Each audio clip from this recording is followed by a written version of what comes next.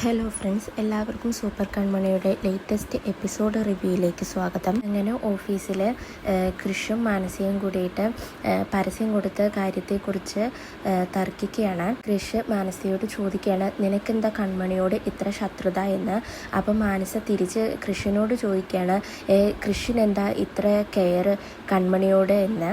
അപ്പോൾ കൃഷി പറയുകയാണ്, അവൾ നമ്മുടെ കമ്പനിക്ക് അഭിമാനമാണ്, നേട്ടങ്ങൾ കൊണ്ടുവന്നിട്ടുണ്ട് ഇവിടെ ഒരുപാട്, അവൾക്ക് ഒരുപാട് ക്വാളിറ്റീസ് ഉണ്ടെന്ന് കൃഷി പറയുകയാണ്. അപ്പോൾ മാനസ ചോദിക്കുകയാണ്, അവൾക്ക് ഇതിന് മാത്രം എന്താണ് ക്വാളിറ്റീസ് എന്ന്.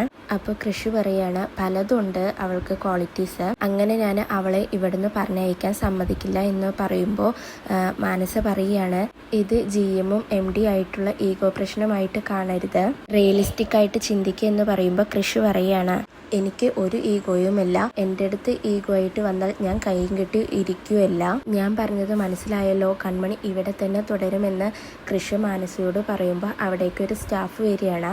ആ സ്റ്റാഫ് കൃഷിനോട് പറയുകയാണ്, സാർ കൺമണി സാറിനെ കാണാൻ വേണ്ടിയിട്ട് വന്നിട്ടുണ്ടെന്ന് പറയുന്നു. കൃഷി ശരിയെന്ന് പറഞ്ഞിട്ട് ക്യാബിനിലേക്ക് പോവുകയാണ്. ക്യാബിനിൽ കാണുന്ന കൺമണിയോട് കൃഷി ചോദിക്കുകയാണ് എന്താണെന്ന്. അപ്പോൾ കൺമണി പറയുകയാണ്, ഞാൻ അൽഗയിൽ നിന്ന് രാജിവെക്കുകയാണെന്ന്.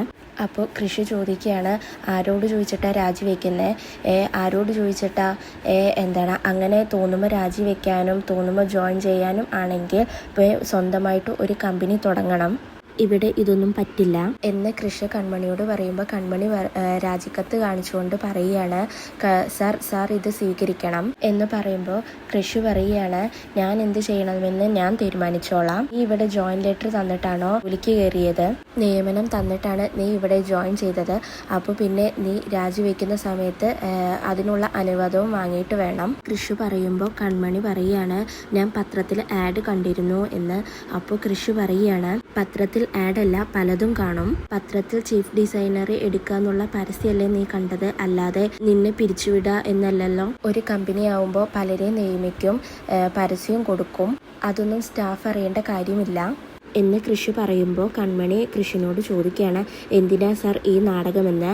അപ്പോൾ കൃഷി പറയുകയാണ്, നാടകമെന്നോ, നീ എന്തേ പറയണേ, വാക്കുകൾ പറയുമ്പോൾ സൂക്ഷിച്ച് ഉപയോഗിക്കുക എന്ന് പറയുകയാണ്. അപ്പോൾ കൺമണി പറയുകയാണ്, വാക്കുകൾ സൂക്ഷിച്ച് ഉപയോഗിക്കുന്നത് കൊണ്ടാണ് സാർ ഞാനിപ്പോൾ ഒന്നും പറയാത്തത്, സാറും കൂടി അറിഞ്ഞിട്ടല്ലേ എൻ്റെ രാജി വാങ്ങിക്കാൻ തീരുമാനിച്ചത്, എന്നിട്ടിപ്പോൾ ഒന്നും സാറിൻ്റെ തീരുമാനങ്ങളല്ല എന്നുള്ളൊരു നാടകവും എന്ന് കൺമണി പറയുകയാണ്. അപ്പോൾ കൃഷി പറയുകയാണ്, ഞാനും കൂടി അറിഞ്ഞിട്ടാണ് നിൻ്റെ രാജി എന്നോ, ആവശ്യമില്ലാത്ത കാര്യങ്ങൾ പറയരുത് എന്ന് കൃഷി പറയുകയാണ്. അപ്പോൾ കൺമണി എന്താ സാർ എന്നെ തല്ലു എന്ന് ചോദിക്കുമ്പോൾ കൃഷി പറയുകയാണ്, എന്താ ഞാൻ തല്ലുക എന്ന് ചോദിക്കുന്നു. സാറ് തല്ലിക്കോ എന്ന് കൺമണി പറയുമ്പോൾ കൃഷി നിനക്കെന്താ ഭ്രാന്താണോ എന്ന് ചോദിക്കുകയാണ്. ഭ്രാന്തുള്ളവർക്ക് മറ്റുള്ളവർക്കും ഭ്രാന്തായിട്ട് തോന്നും, പോയി ചികിത്സിക്കുക എന്ന് പറയുകയാണ് കൺമണി. സാറിന് ഞാനൊരു ബാധ്യതയായി തോന്നി, എന്നെ എങ്ങനെയെങ്കിലും ഒഴിവാക്കണമെന്ന് തോന്നി, അതുകൊണ്ടാണ് GM-നെ വീട്ടിലേക്ക് അയച്ചത്, ഇനി ഞാൻ കൂടുതലൊന്നും പറയുന്നില്ല, സാർ ഈ രാജിക്കത്ത് വാങ്ങണമെന്ന് കൺമണി കൃഷിനോട് പറയുകയാണ്. രാജിക്കത്ത് വാങ്ങണോ വേണ്ടെന്ന് ഞാൻ തീരുമാനിച്ചോളാം, പിന്നെ ഒരു കാര്യം, ഇനി നീ എൻ്റെ ജീവിതത്തിൽ കണ്ടുപോകരുത് എന്ന് കൃഷി പറയുമ്പോൾ കൺമണി പറയുകയാണ്, ജീവിതം അത് ഒരു നരകമാണ്, ആ നരകത്തേക്ക് ആരെങ്കിലും വരുമോ, തിരിച്ച് ഞാനും പറയാ എൻ്റെ ജീവിതത്തിലേക്ക് വന്നു പോകരുത്. അപ്പോൾ കൃഷി പറയുകയാണ്, ഇല്ല, ഇനി നീയുമായിട്ട് ഒരു ബന്ധവും ഇല്ല എന്ന് പറയുകയാണ്.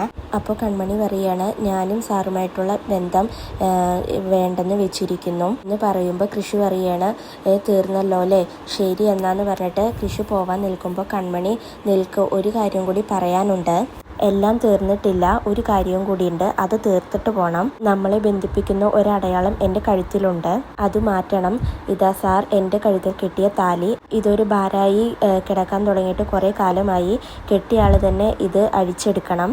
അപ്പോൾ കൃഷിന് ദേഷ്യം വന്നിട്ട് ഞാൻ തന്നെ പൊട്ടിച്ച് കളയാമെന്ന് പറഞ്ഞിട്ട് ആ താലി എടുത്ത് പൊട്ടിക്കാൻ വേണ്ടി പോവുകയാണ്. പിന്നീട് കൃഷി അത് പൊട്ടിക്കാതെ കൺമണിയുടെ കയ്യിലുള്ള റിസൈൻ ലെറ്റർ വാങ്ങിച്ചിട്ട് കീറിക്കളഞ്ഞുകൊണ്ട് പോകുന്നു. എന്നാൽ കൃഷും കൺമണിയും സംസാരിക്കുന്നതെല്ലാം ഒളിഞ്ഞു നിന്ന് കാണുകയാണ് മാനസ.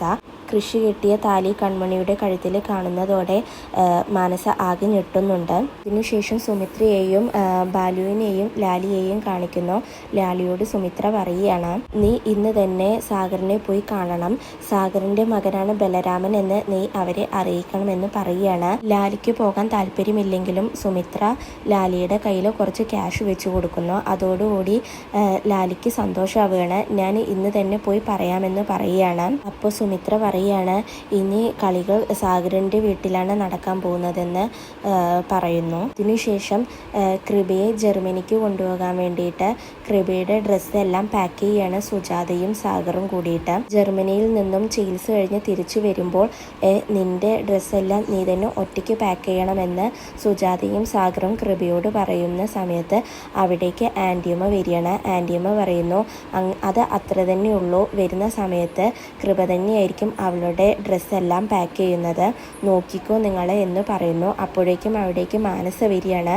മാനസ ദേഷ്യത്തോടെ വന്നിട്ട്, ഇന്ന് എനിക്ക് രണ്ടിലൊന്ന് അറിയണം, കൃഷ് എന്നെ ചതിക്കുകയായിരുന്നു, എനിക്കിന്ന് ഒരു തീരുമാനം ഉണ്ടാക്കണം എന്ന് മാനസ് പറയുമ്പോൾ സാഗർ ചോദിക്കുകയാണ് എന്താണെന്ന്.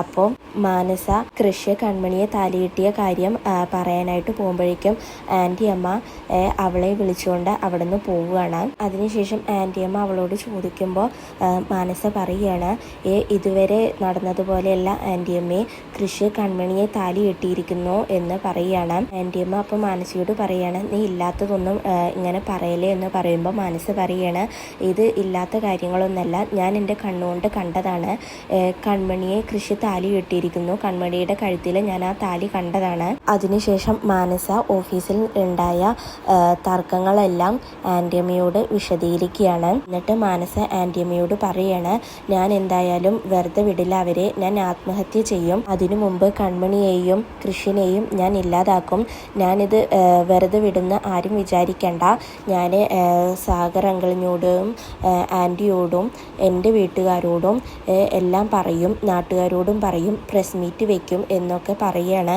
അപ്പോൾ ആൻറ്റിയമ്മ പറയുകയാണ്, നീ വെറുതെ ബുദ്ധിമോശം കാണിക്കരുത്, പഠിക്കെ കൊണ്ടുവന്നിട്ട് കല മുടക്കരുത്, നമുക്ക് എന്തായാലും ഒരു വഴി കാണാം, ആദ്യം കൃപയും കൊണ്ട് സാഗറും സുജാതയും ജർമ്മനിയിലേക്ക് പോവട്ടെ, അപ്പോൾ നമുക്ക് കൃഷിനെ ഒറ്റയ്ക്ക് കിട്ടും, കൃഷിയും കൺമണിയും ഇപ്പോൾ നല്ല സ്വരച്ചേർച്ചയല്ലാത്തതിനാൽ അവളുടെ കഴുത്തിലെ താലി നമുക്ക് തന്നെ പൊട്ടിച്ചെടുക്കാം, നീ കുറച്ച് ഒന്ന് വെയിറ്റ് ചെയ്യേ എന്ന് പറയുകയാണ്. ഇതെല്ലാം കേട്ടുകൊണ്ട് നിൽക്കുന്ന മാനസ, ശരിയാണ് ആൻറ്റിയമ്മ പറഞ്ഞതെല്ലാം, കുറച്ച് വെയിറ്റ് ചെയ്യാം, കൺമണിയുടെ ആ താലി എങ്ങനെയെങ്കിലും പൊട്ടിച്ചെടുക്കണം എന്ന ചിന്തിച്ചുകൊണ്ട് നിൽക്കുകയാണ്. ഇതോടുകൂടിയാണ് ഇന്നത്തെ എപ്പിസോഡ് അവസാനിക്കുന്നത്.